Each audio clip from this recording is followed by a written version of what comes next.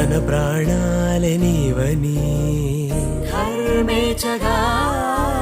తన మనసంత నీదని అర్థేచగా